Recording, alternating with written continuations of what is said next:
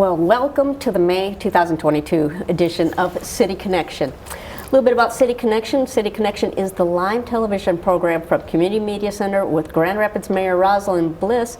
And this is where we offer the community the opportunity to learn a little bit about what's going on with efforts from City Hall, beyond, and even have a guest from the city here on site.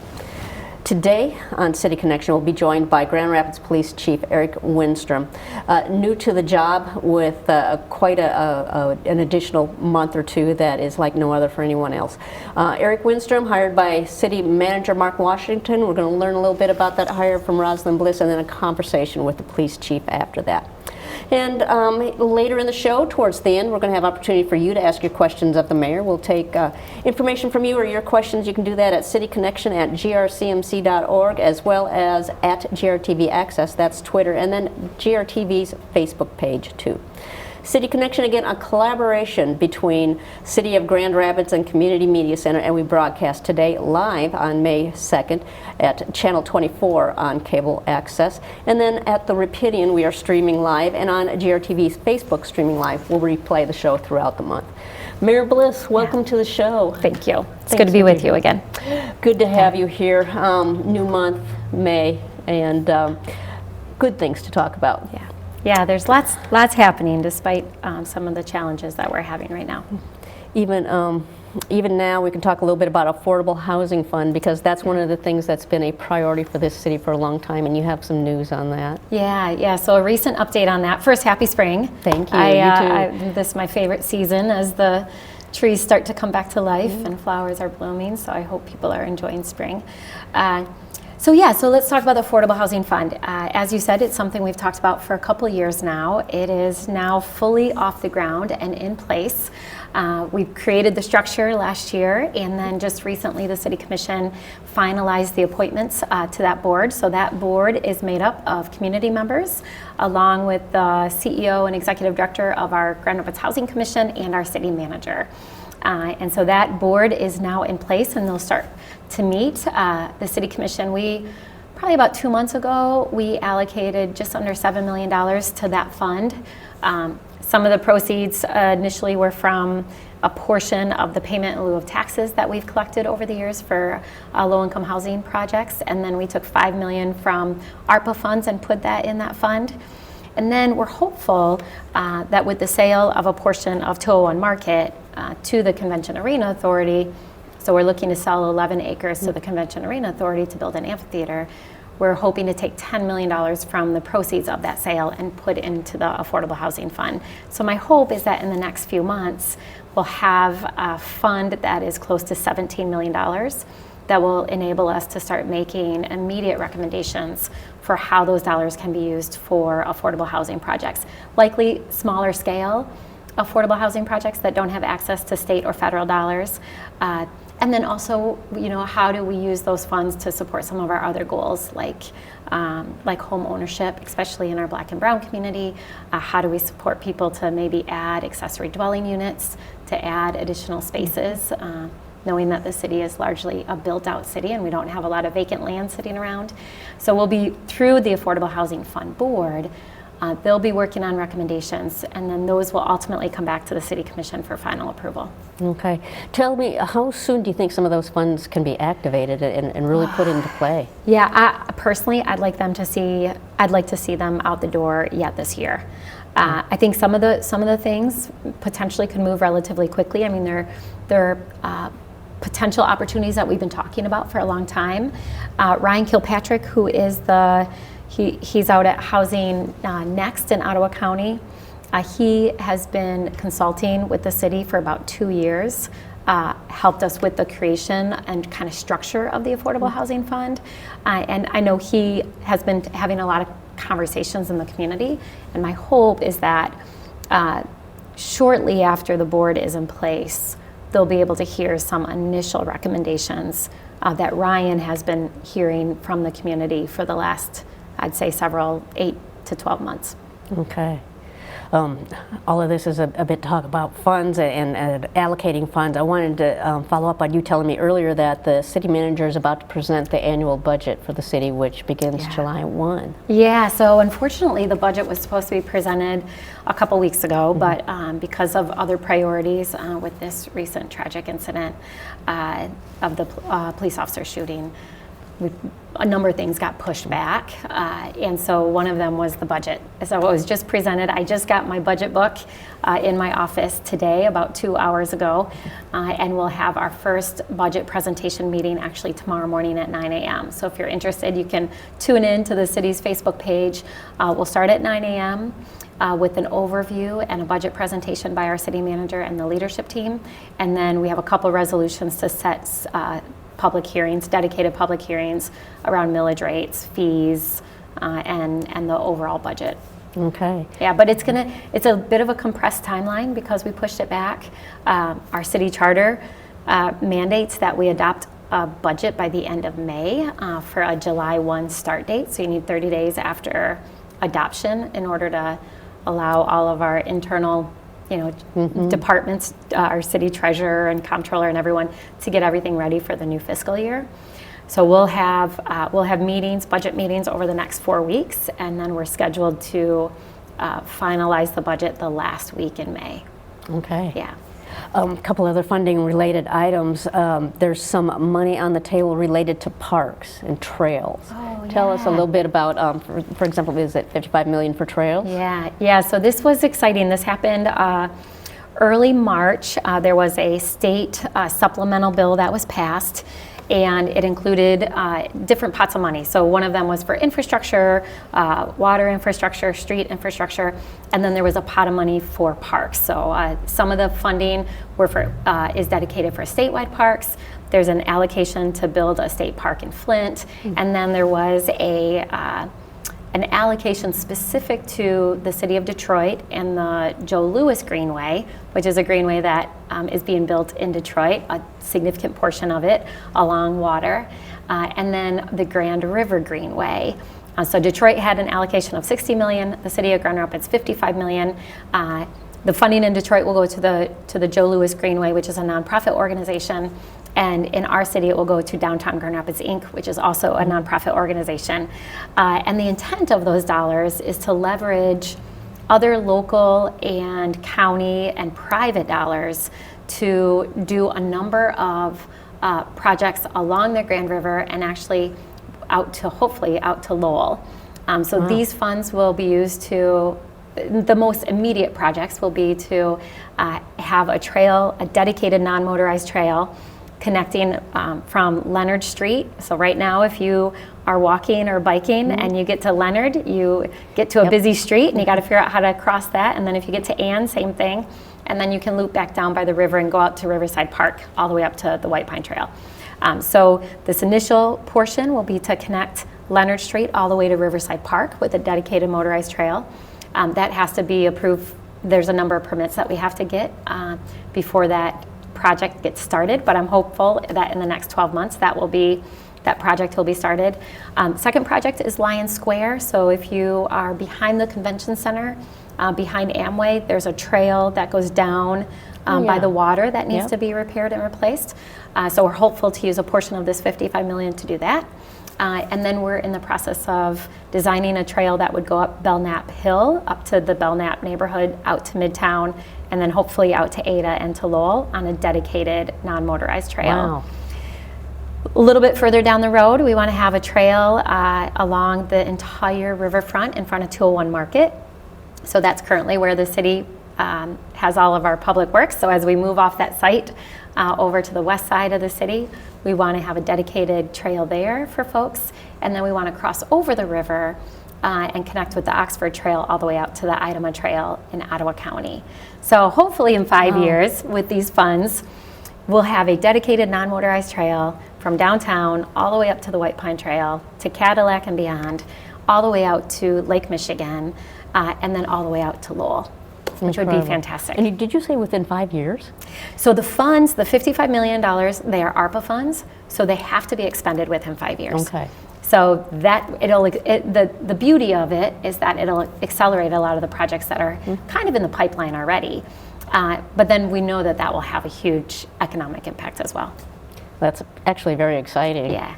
So there is some news on this, the Restore the Rapids, the Whitewater Rapids project, which this is right up against. Yeah. So the river restoration project itself, I feel like I've been working on this for a decade, and a lot of work has gotten us to where we are today, and people don't see a lot of that work because it's behind the scenes, and it's all about tagging mussels that are an endangered species and working through federal departments and state departments.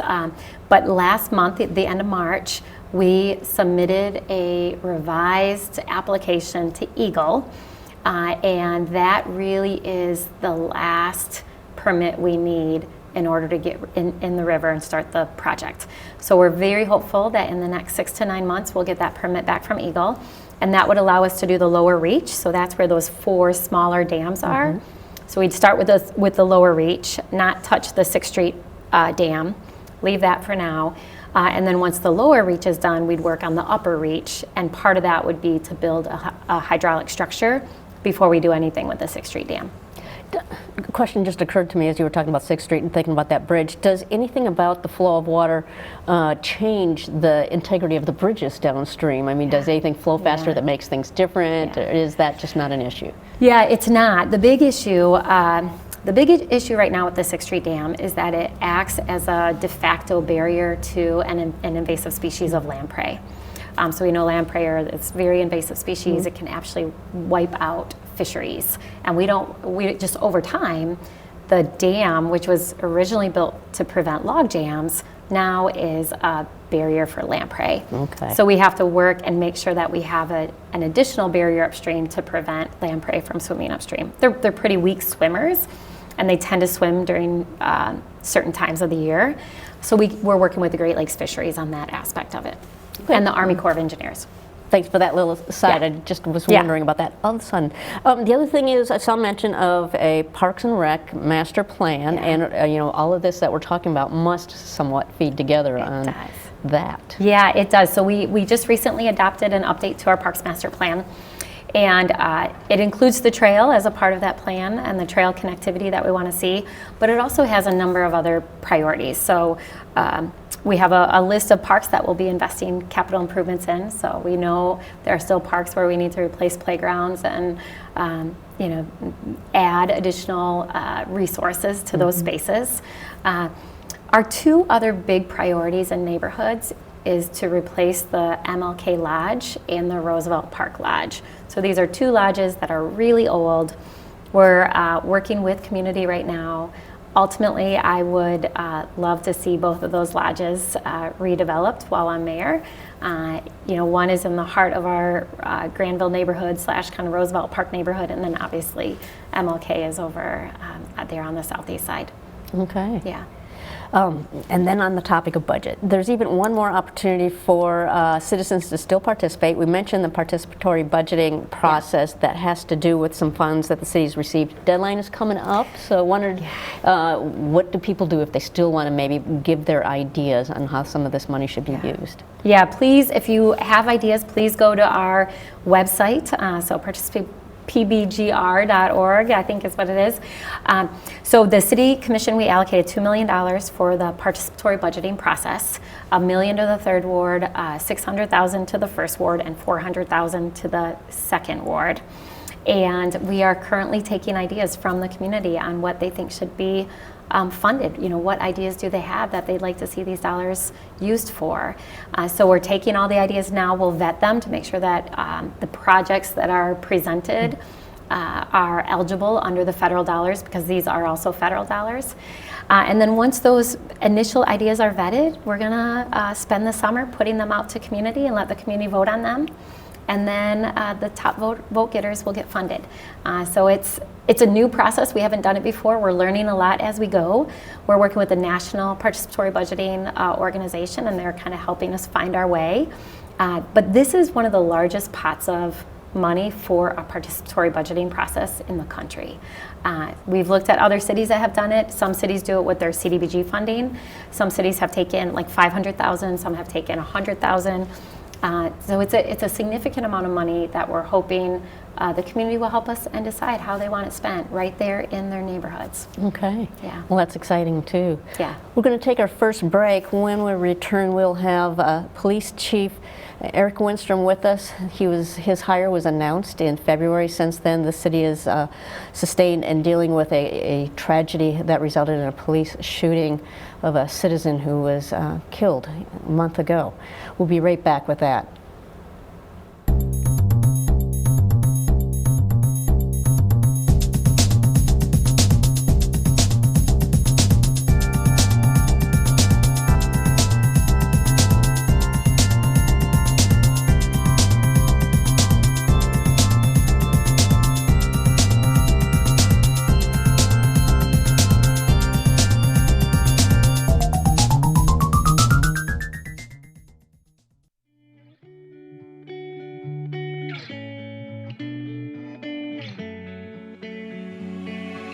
For over 30 years after humble beginnings as a public access TV station, the Community Media Center has grown to be an active, multi-platform media and technology assistance organization, encouraging and enabling our community to push their creative boundaries. We power a variety of resources, including a music-centered community radio station, WYCE, a community venue with stage and screen at Wealthy Theater, citizen-driven journalism with the Rapidian,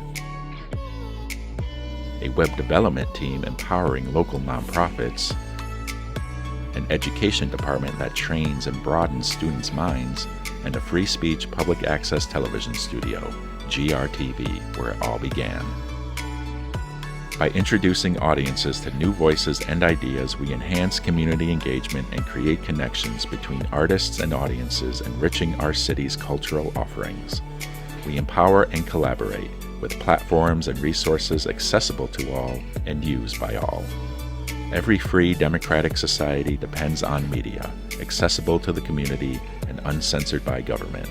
The Community Media Center continues this work for the media landscape of today and tomorrow.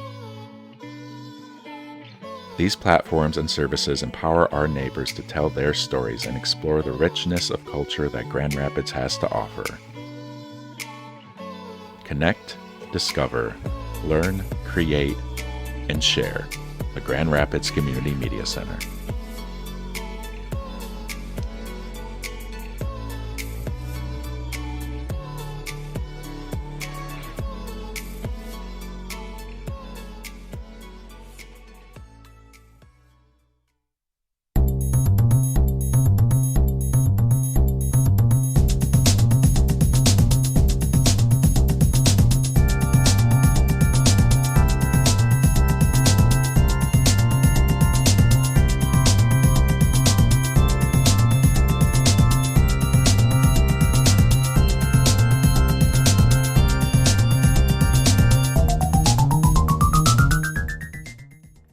All right, good to be back and to have with us today our police chief, Chief Winstrom, who was sworn in here in the city of Grand Rapids on May 7th, so a little less than 2 months ago. I spent time getting to know the and then, as many of you know, about a month ago to this day, we had a tragic officer-involved shooting that ended with gentleman Patrick Leoya losing his life. So the last 4 weeks, we've spent a lot of time really responding to that tragedy. And we'll talk a little bit about that in the next section, but before we start, some of the questions that you may have or Linda may have, we're gonna spend some time getting to know Chief. So, welcome, Chief. It's good to have you in Grand Rapids. Thank you, Mayor. Even though it's been stressful and probably not what you expected. So I want to just start off and talk about you a little bit. So for folks who, I had the joy to watch the interviews and really become familiar with the final candidates ultimately it's a city manager decision, not a mayoral decision. So I was an observer, not a decider. But I was really glad when the city manager selected you as our next police chief. But for folks who weren't a part of that process, why don't we start by just talking a little bit about you? So you came to us from Chicago, but you have a rich history in law enforcement. So share with us what you want. Great. Well, I was born in actually Buffalo, New York. And then when I was 7, I moved to Austin, Texas. And it's important because while I was 11 years old in Austin, my brother was arrested for selling cocaine, and that kind of totally shifted my my view of law enforcement and my view of and really impacted how my career trajectory went from then on. Because from that early age, I had in mind, like, I want to be a police reformer. I didn't have the trust in the police. I saw the impact of incarceration on a family. So I went to college in Rutgers in New Jersey. I went to Brooklyn Law School. While I was in Brooklyn Law School, I clerked at the New York City Police Department Legal Affairs Office, which at the time, the Department Advocate's Office, it was prosecuting administrative cases against police officers. It was the group of police officers that fired other police officers. And that was, they were all reform-minded. I had this idea that that was something that I might be interested in, and they said, if you're really interested in reform, you should consider being a sworn police officer. And as graduation became closer, I took the opportunity to look for one of the large police departments that had a legal office. I started in Chicago in August of 2000 as an officer. I was very fortunate to have kind of a very diverse career. I worked in patrol and public housing. I worked in plainclothes units. And eventually, I worked my way up in a position where I was actually in charge of, I was the commanding officer of policy for the second biggest police department in the country. And I was in this position where I could actually affect all these reform changes that I had in mind. From there, I was promoted. I ended up being a commander. I had a leadership role in managing the response to civil unrest following the murder of George Floyd. Led a great group of men and women that conducted homicide investigations in the city of Chicago, and was very blessed to hear about this opportunity in Grand Rapids, and applied, went through the long and very rigorous process, and like you said, arrived here March 7th, so I'm very happy to be here. Yeah. So I have 2 questions to follow up on that, but let's start with the first one. So some people don't know this about you, but you also have a law degree. I did, yes. Yeah. I'm licensed to practice in Illinois. I am not yet licensed here. I've been very busy since I've started, but it's something that my lawyer friends here have talked about, and I think I may. But my focus while I'm here is going to be the Grand Rapids Police Department. Yeah. So tell me the value that brings. I can imagine that it provides you with kind of a breadth of experience and knowledge that not every police chief has. I know I was impressed during the interview process with not just some of your experience and some of the things that you've worked on, but also that you have this perspective around law and that even potentially you can challenge certain laws or policies or statutes with a different lens. Having the lens as an attorney, I'm sure, gives you a certain perspective that others don't have. It does. It definitely gives the legal perspective. One of the things I was fortunate to do in Chicago, I was one of the intergovernmental affairs officers for the police department, and what that allowed me to do is actually worked on bills in the State House and in the Chicago City Council, writing bills, really getting into the weeds of seeing and having the law perspective and the police perspective to know how those laws are going to impact the officers and the citizens on the street was very helpful, as well as a supervisor in policing, having that legal perspective. I've always looked at things from the lens of the Constitution as well as civil liability.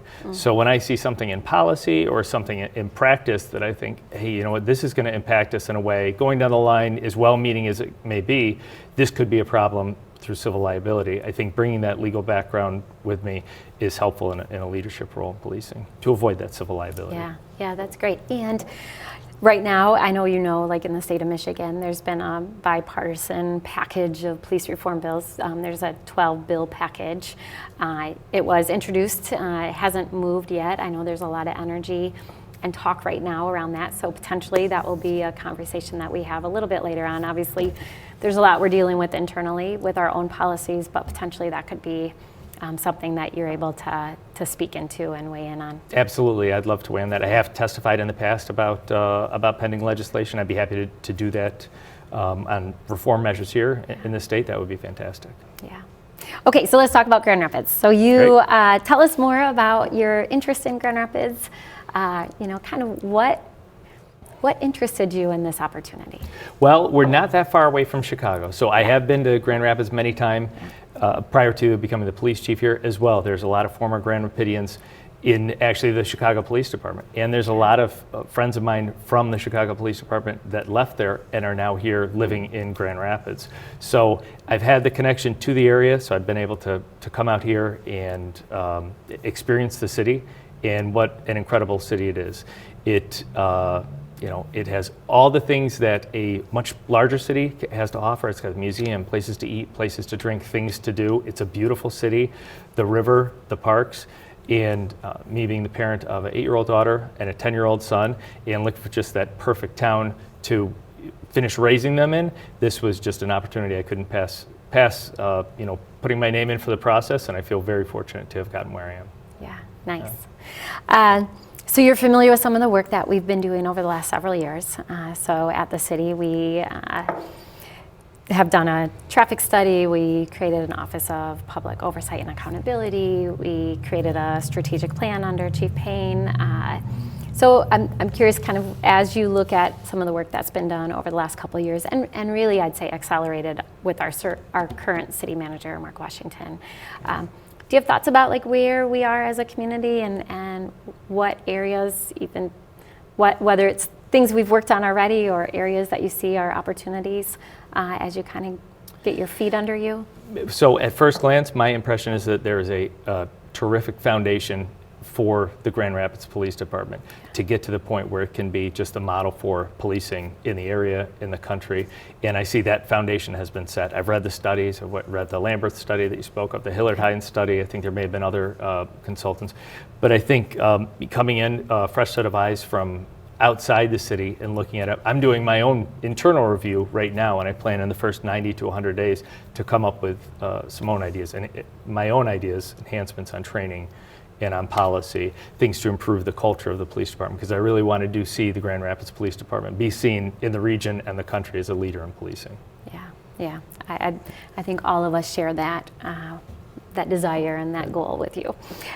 So let's talk about your last 2 months. So tell us a little bit about what you've been doing and how you've started to get just acclimated to our community. Well, I hit the ground running since I started. I think I was asked in some interview, what are you going to be doing the first few months? And I said, I plan to be the most exhausted person in Grand Rapids. And I think I'm close. And that's been, I haven't turned down a single invitation to a community event yet. I've gone to a lot of neighborhood meetings. Even prior to starting, I've met with outside groups. I've met with the NAACP. I just met with the ACLU again today. I've met with them previously. The Urban League. We have this fantastic cooperation with Cure Violence, which is run through the Urban League. And when I arrived, I said, what do we have set up for that? And everybody kind of said, well, it's there, but we don't really know what to do. Well, I had a lot of experience dealing with violence interrupters from my previous jurisdiction. And so being able to start fresh and saying, we have a clean slate here. How are we going to do this? And developing those connections with Cure Violence to make sure that, because police are a vital part of the public safety puzzle, but they're not everything. So when we can get help where we can, it's fantastic. Learning internally about the police department, trying to meet every single person that works there. There's 400 plus employees that work there, so that's a lot. But so that's attending roll calls, going out on the street. The first time that I went out on the street was with the homeless outreach team, which is after I did it. So the homeless outreach team, which but I'll just say briefly, is a police officer and a firefighter and clinician, and sometimes substance abuse clinicians as well, going out in the unhoused community and offering services. For the police department, it's not about enforcement. It's more about saying, do you feel safe? What can we do outside of enforcement in cooperation with these other groups? And it's such an incredible model that I immediately called back to my friends in Chicago and said, you guys got to come out here and check this out, because they're doing it right in Grand Rapids, and it's really something to be proud of. There's a lot of the clear program we have, which is Yeah. for returning citizens. I attended a day with them, which is in cooperation with the police department and other service agencies, helping those who are coming out of prison to make sure that there's no recidivism, that they can do better. It's just an amazing program. So getting out, learning the police department as quickly as I can, meeting with city leaders as often as I can, and meeting the community. It's been a whirlwind, and I'm not done yet. This is a lot more to learn. Yeah, I know I've been with you during a number of community gatherings. One of them was just yesterday. And so if folks do want to meet with you, they should reach out to your assistant, or Absolutely. Call the police department, ask to speak to the chief's office. They'll put you through and hopefully get on my schedule. As I've said to everyone, the only reason that I would have to turn down a community event is if I'm already scheduled for another community event. Yeah. Well, that's a good spot to end this section on. So we'll take a little break, and then we'll join Linda for some additional questions. Great. Yeah, thanks.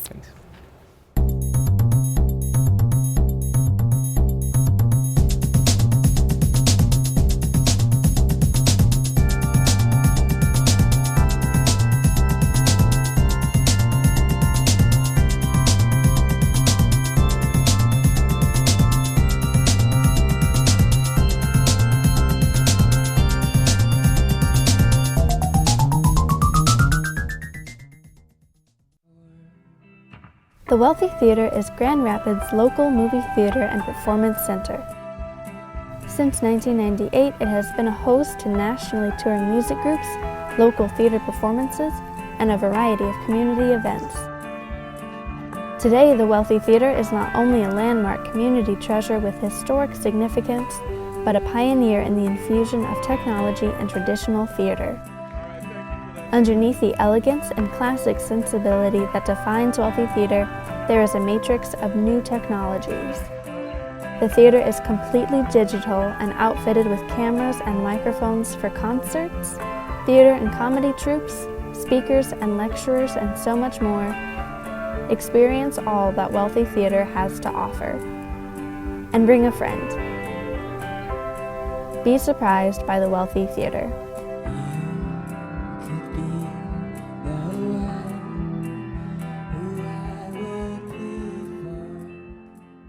WYCE is a world of music. We aim to shine a light on underserved musical artists in a non-commercial format with no advertisements. Volunteers come in to create personalized music programming that broadcasts over the air at 88.1 FM to West Michigan and via the internet to listeners all over the world. These listeners sponsor our efforts, keeping WYCE independent and community-owned. Musicians use the station to broaden their audience and build support for their latest projects by submitting their music to be included in our broadcast and performing live in studio. Businesses find their customers through underwriting, nonprofits inform the community to their mission, and listeners stay informed about local events. We believe that music is a powerful force that creates quality relationships in our community, that speaks to our emotions, and provides the soundtrack to our lives.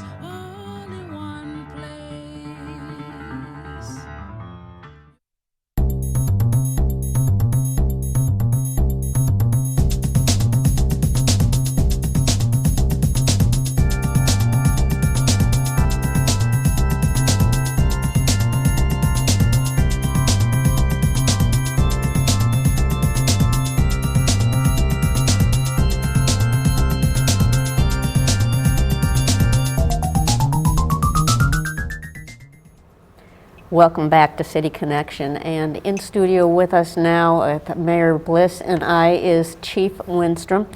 Eric Winstrom, welcome to this segment of the show, and we're actually going to do a little more Q&A type things, but I think first let's start with an update on the investigation into the shooting incident that resulted in the death of Patrick Leoya. Sure. So, the policy of the Grand Rapids Police Department is when there is an officer-involved shooting, we do not investigate our own officer-involved shooting. So the policy that we have is for the Michigan State Police to come take over the entire investigation. That way there's no conflict of interest in us investigating our own officer. So it is their investigation. I have been in very regular contact with them. They assure that it's a top priority for them, and they did communicate just, I believe, Friday, that their investigation was, a majority was complete, that they've started transmitting all of their documents over to the prosecutor. Prosecutor Becker will then take a look at it, and he will make a decision when I'm entitled to the results of the investigation, and also he'll make a determination on the criminal aspects of the case as well. Yeah, so I don't have a timeline yet. We do maintain that division so that I'm not talking to the prosecutor about aspects of the case, but I do know that it's a top priority of the Michigan State Police to get it done as thoroughly, but also as expeditiously as possible. Okay. And Mayor, that's a bit of a change recently where the police department does not investigate itself in an incident.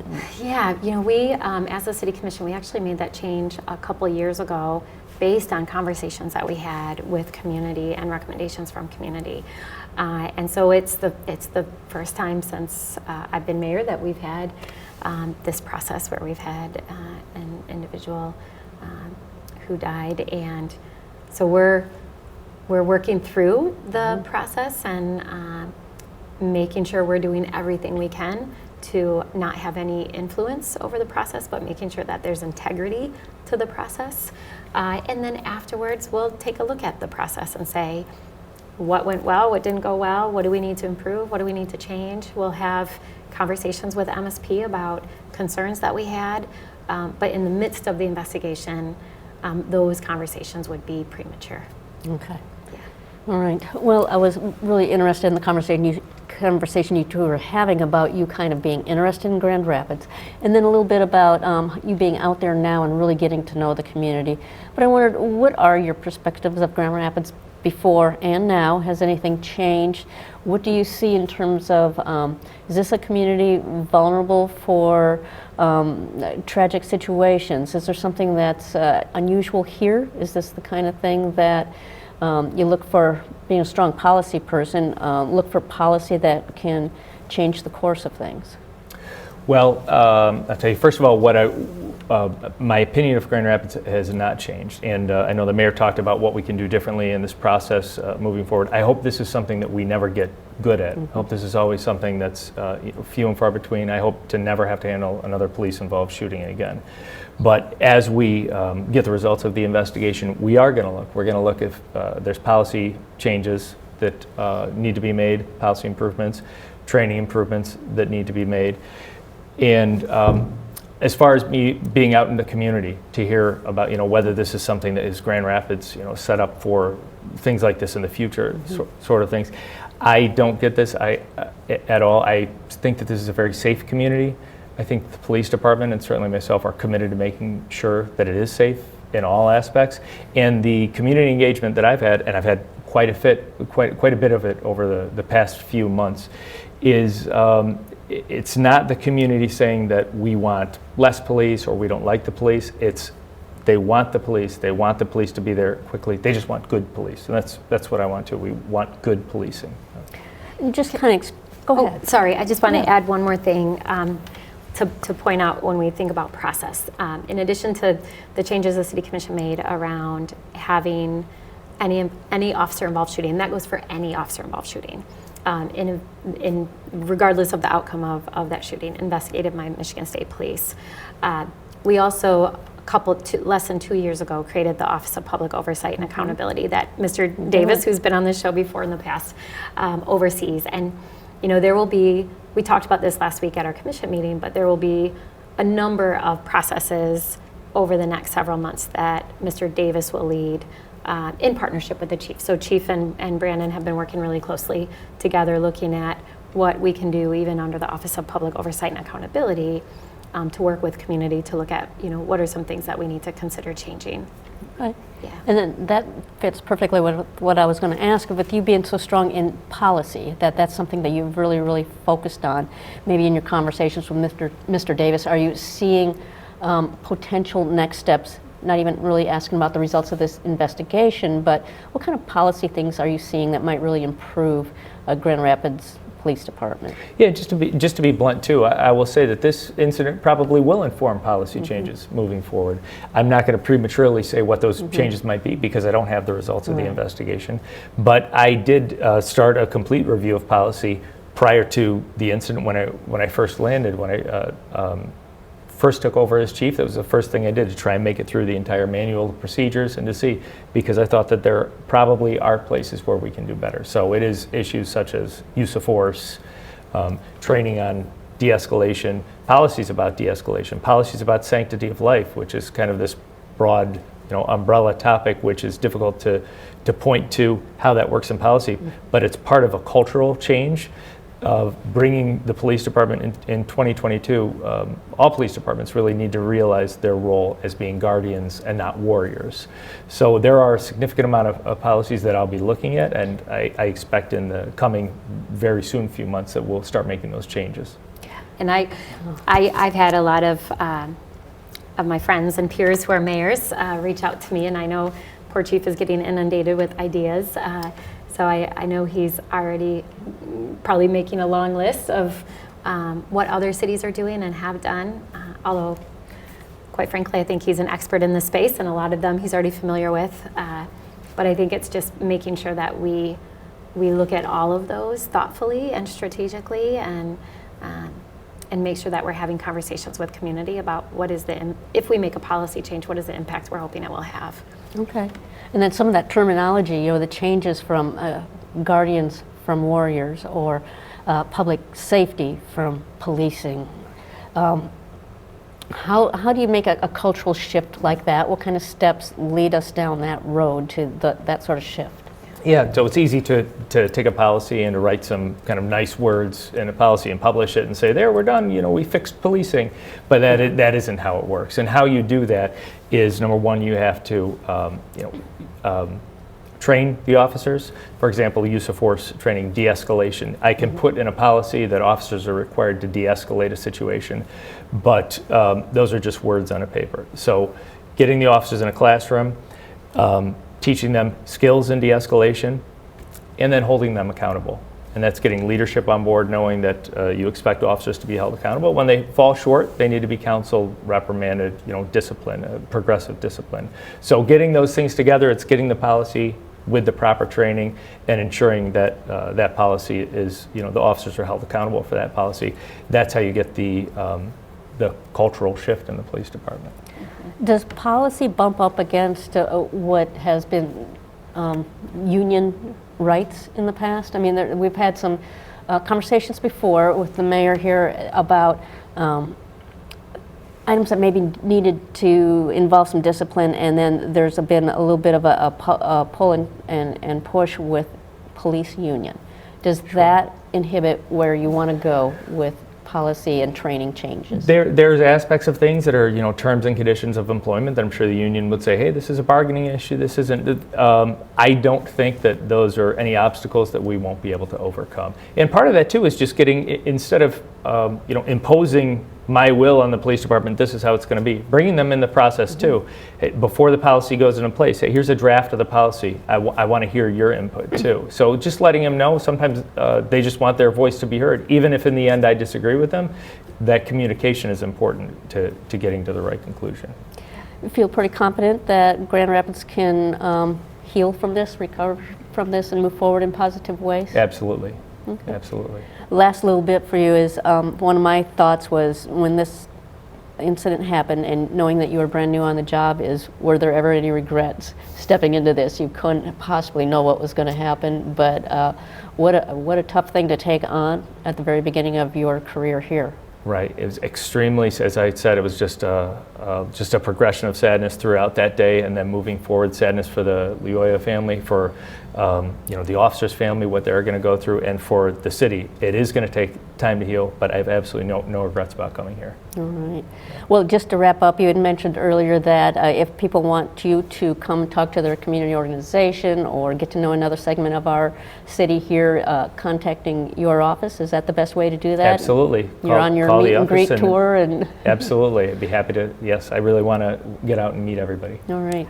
Well, thanks for spending some time with us. Good conversation, Mayor. Thank you. And Chief Eric Winstrom, new to Grand Rapids, but deep in it. Thank you for being here. Thank you very much for having me. Thanks, Chief. Thanks, Mayor. We will be right back after this break for the last segment.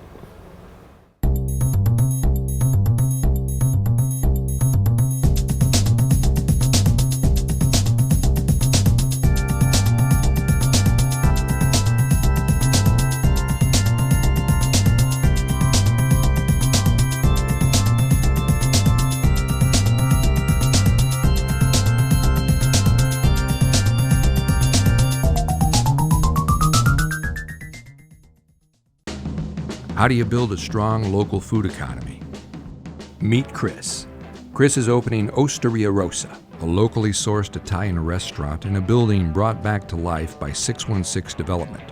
But he doesn't know any local farmers to supply him with food year-round. This is Melissa. Melissa runs the Fulton Street Farmers Market and publishes a long list, even in the dead of winter, of available produce, meats, bakery goods, and more on the Rapidian. This is Amy. Amy wants to do more to support the farmers and her local food economy. Amy talks to Melissa, who introduces her to farmers at the Fulton Street Farmers Market, and Amy, in turn, publishes their stories, also on the Rapidian. Chris hears about the Rapidian and now has access to a local grocery list and information that he needs to make connections with local farmers. He feeds his patrons with local food year-round. Connections multiply. Meals are shared. A stronger local food economy is built.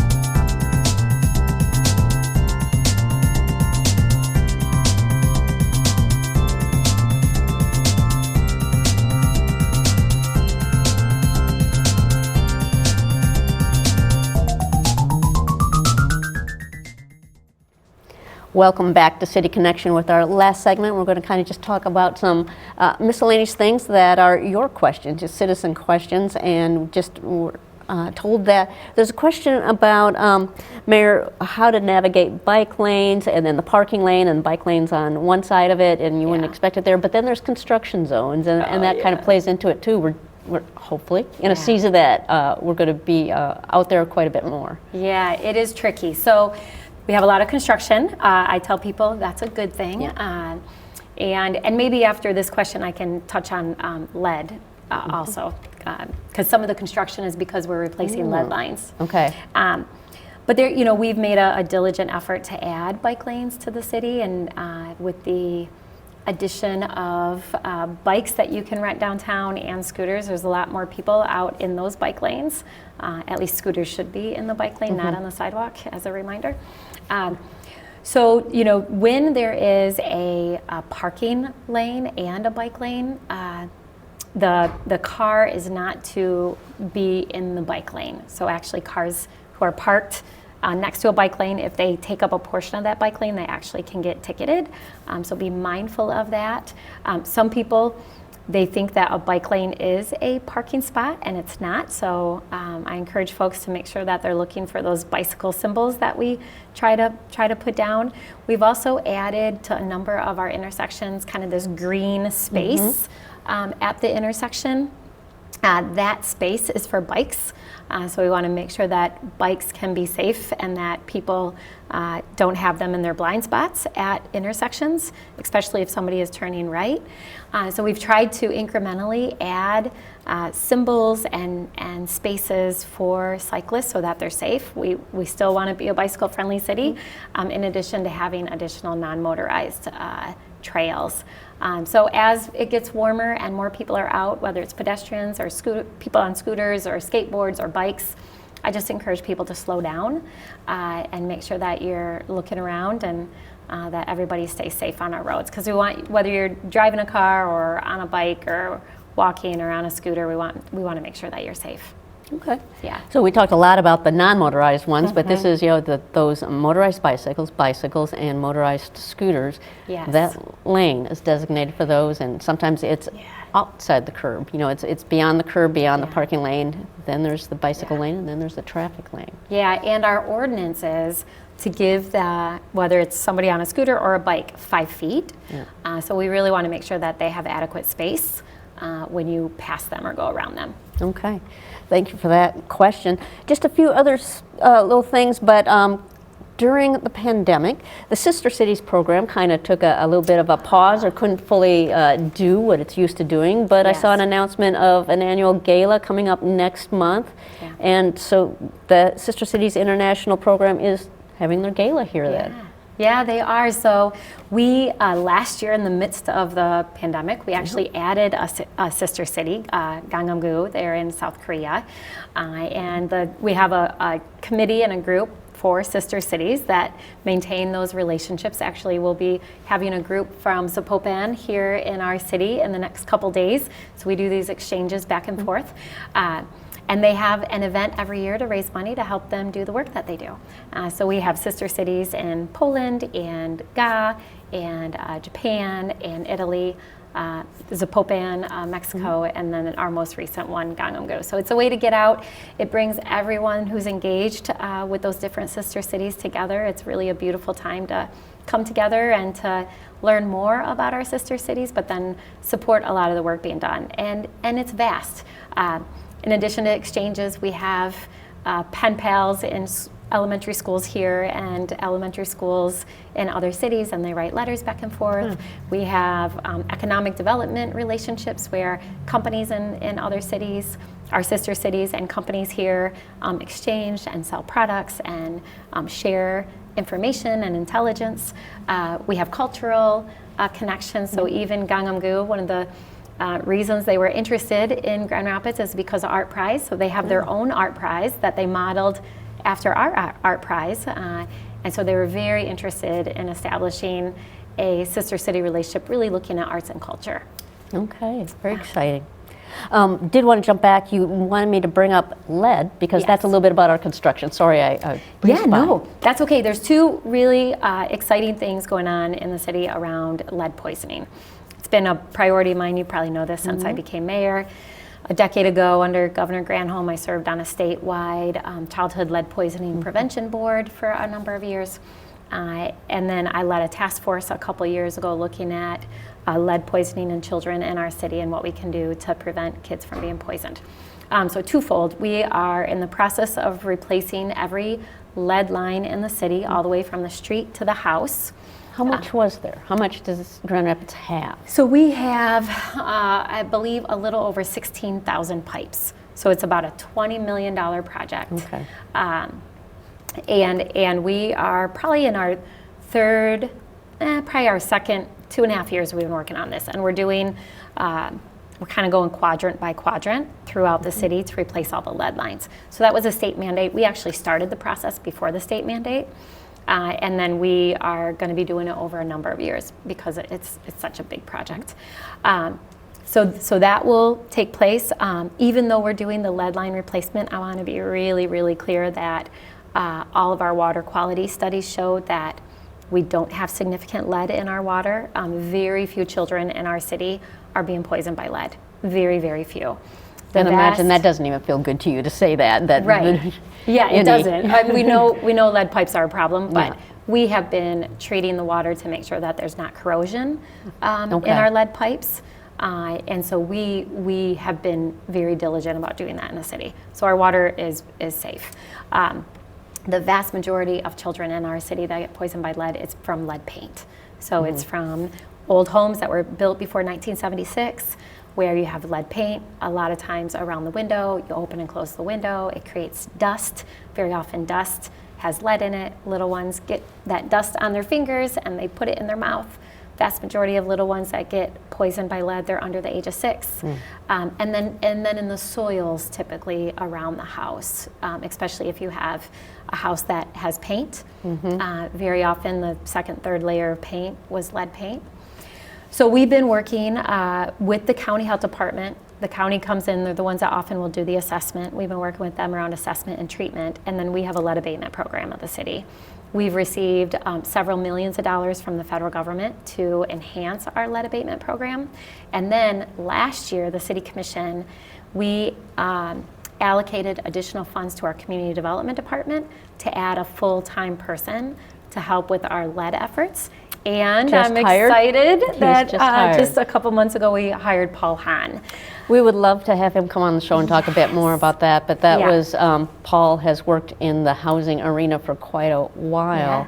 Yeah, so for folks who don't know Paul, he was the executive director of Healthy Homes, has dedicated a significant portion of his life to really remediating lead and preventing children from being exposed to lead. So I was so excited to see him hired and now be working with us internally at the city to accelerate and enhance our work. I just have, I'm ecstatic that he's now part of our team. Yeah. That's great news. Yeah. I did see that announcement. I thought this is a great topic for a whole City Connection show to have as a guest. We'll add that. That's a great idea. We've got just a couple of minutes, so I just want to leave it to you for anything that we haven't brought up that's important, because it's been a couple months since we've been together. Yeah. You know, it's been a whirlwind of a year so far. You know, I think the big things for me, there's a lot happening in Lansing and Washington, D.C. So, you know, I know a lot of people, they recognize the work I do here in the city and have a sense of some of the projects that we're working on and efforts we're working on. But I've also been to Lansing a number of times. A big issue right now that we're advocating for is a significant housing package. So there's a number of housing bills that have been presented in both the House and the Senate. So we provided testimony about a week ago. I've been actively talking to our West Michigan delegation of legislators and the governor's office. But this housing package would provide additional tools that we can use around abatements and a whole host of other things, allocate additional funds to MSHDA, really to try to get towards kind of that missing middle affordable housing, you know, kind of part of the spectrum. Right. So that's a really important package of bills. So we're actively working on that. I'm hopeful that they will pass. The city still would like to have the legislation passed that would allow us to have a city-specific land bank. So you probably remember a few years ago, Kent County dissolved the Kent County Land Bank. The land bank is an incredible tool that can help with affordable housing projects. We don't have one in our county. We're one of the few cities in the state of Michigan that doesn't have access to a local land bank. So there's a legislation that was sponsored that would allow us, along with any other city, large city that doesn't have a county land bank, to be able to create our own. So I'm hopeful that that also passes. And then a lot going on at the federal level as well. You know, there's still a lot of conversations about infrastructure dollars. And so we continue to monitor what's happening at the federal level as well, and do what we can to, really for me at the federal level, I partner with the other mayors in other cities to come together around, you know, funding for renewable energy, for infrastructure, for housing. So a lot of that work continues, especially right now. There's just a lot of, there's a lot going on at the state and the federal level. So at the state level, I expect that the state legislators will meet probably for 4 to 6 more weeks before they break for the summer. And then, as you know, we have quite a few upcoming elections where we'll have competitive primaries and competitive general. Okay. Yeah. Yeah, it has been like a whirlwind this year as it kicked off, you know, and then when you look at the world level too, a lot going on there from right here in our city all the way through, and I do suspect you're quite busy at the local, state, and federal level. One thing to add, as I think about elections, obviously we worked really hard to make sure that we had safe and secure elections in 2020. We've had a lot of feedback after those elections. Our city clerk is already preparing for the elections for this year. So anyone who's watching who wants to be an election worker will be recruiting election workers soon. And then the clerk will be adding temporary staff on this year to make sure that we have adequate resources and capacity for both the April election or August election and November election. And then we also will be encouraging people that if they want to vote absentee, to apply for an absentee ballot. Yeah. And are you looking for a particular timeline? Because there is the concern that absentee ballots will be rejected if there's any certain details not there. Is there, get it in by a certain number of weeks ahead of time so that if there's any issue there can be contact made? Is that a part of the process at all? You know, unfortunately not, because even though you may turn in your absentee ballot 3 weeks before the election, we, under the law, we can't open them and tabulate them until the day of the election. Okay. Which is one of the reasons why it takes so many hours after the polls close. So we have all the precincts, so we have over 70 precincts where people go and vote, but then we have a large space for all the absentee ballots. So the day of the election, those are being tabulated, but we have tens of thousands of more absentee ballots than folks showing up at precincts. So that's some of the delay in getting the numbers in. Okay. Well, that's going to be it for this edition of City Connection. We'll be back next month, scheduled for June 6th, Monday, June 6th. Mayor, I will see you then. Thanks for being here. Thank you. City Connection here on GRTV's Livewire Channel 24. I'm your host, Linda Galash. We'll be back next month.